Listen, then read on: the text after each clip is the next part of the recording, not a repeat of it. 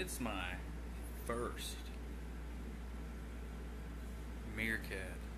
The first time I've ever really done a Meerkat video, I guess, a stream, whatever you want to call it. But I think that this is a conversation that we as Americans need to have. We spend a lot of time in America basing our entire lives on what political party we're affiliated with. And sometimes, no, most of the time, that causes more division than anything really. But I'm sorry, the air conditioner is over there. I'm in an outside room.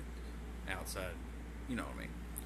But the air conditioner's over there and it's making weird noises. It's hardly ever on, so you know.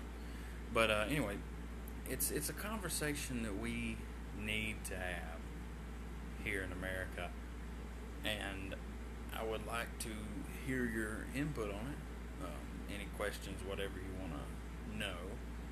But anyway, I have always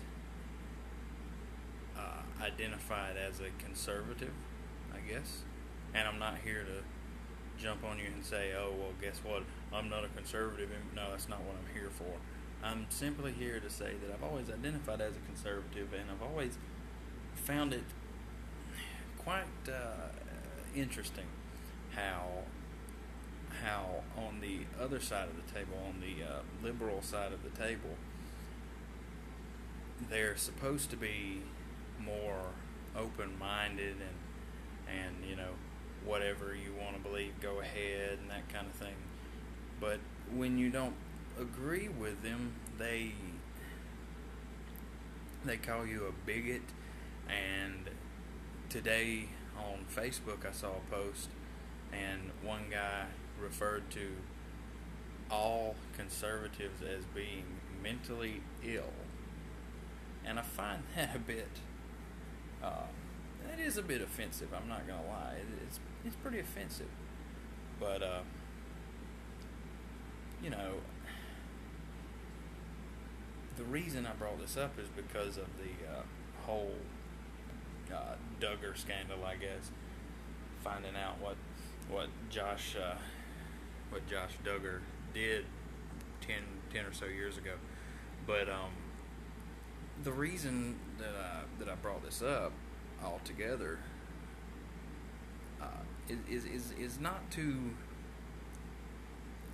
excuse what he did, because it's not excusable in any form, and I think that they have done the right thing by for the moment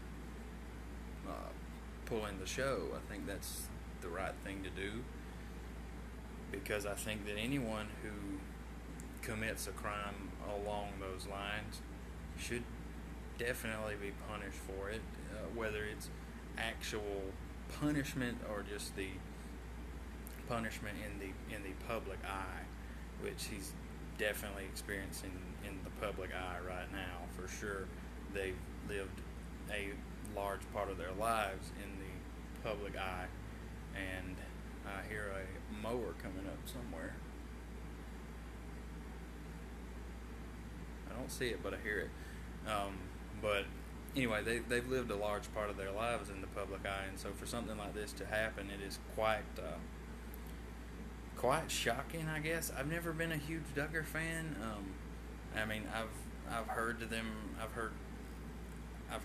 referred to as a cult before, many times by many different people, and some of the things they do may be a bit on the cultish side, but you know, it's there's no excuse. That's what I'm saying. There's no excuse for what he did, and we shouldn't try to give him an excuse and say, "Oh, it's okay. It people make stupid mistakes." Well, people do make stupid mistakes, but people also have to pay for their mistakes. Now, I'm not saying that he should necessarily go to prison or anything like that, because I mean, this is such a long time ago that it doesn't make sorry, it doesn't make as much of a difference anymore. But I mean, I'm not saying he should go to prison, but there are a lot of people who have, molested people and other offenses along those lines, and they have went to prison for it. But I'm not necessarily saying he should go to prison, because he went to counseling. His victims went to counseling. His wife knew about it. His parents knew about it. His whole family knew about it, obviously, because some of the family were involved. But it is it's just something that brought up America's political landscape to me, I guess. I don't think that we should dwell on it too much, because when we dwell on it too much, it gives people that don't necessarily need to be in the limelight, it gives them more limelight, I guess. That's more publicity, because people have always said, people in Hollywood and whatever, they've always said that, any publicity is good publicity, even if it's technically bad publicity. But I guess you could ask Bill Cosby about that. Is bad publicity really not bad publicity? No, it's still bad publicity. I mean, come on. But yeah, it's a tough situation for everybody involved. But I don't think that it's appropriate at any point in time for someone who doesn't agree with my views to go out and call everyone that is a conservative a bigoted, mentally ill person. I don't think that's appropriate. I think it's offensive not only to conservatives, but to people who do have mental illnesses. I don't think that they would like to be, they don't want to be looked at as a bad person, or that something's wrong with them, because people with mental illnesses, they try to spend their entire lives, a lot of them, trying to be normal. And so when someone says, "Oh, you've got a mental illness because you're a conservative," that's just the stupidest thing I've ever heard. I mean, you shouldn't do that. It's offensive to everybody. It really is. And I wouldn't consider me to be a big political correctness guy. I've never have been. There are a lot of people who are big into political correctness, and for the most part, I think political correctness is basically stupid. But because for the most part, a lot of it is kind of stupid. But when it comes to things like that, I do understand where they're coming from. That is offensive, and to hear someone who's supposed to be on the politically correct side, on the left, or at least he appears to be on the left. I'm not going to mention any names, not going to mention where this comment was at, and it was not directed at me personally. It was directed at all conservatives as a group, but it doesn't matter.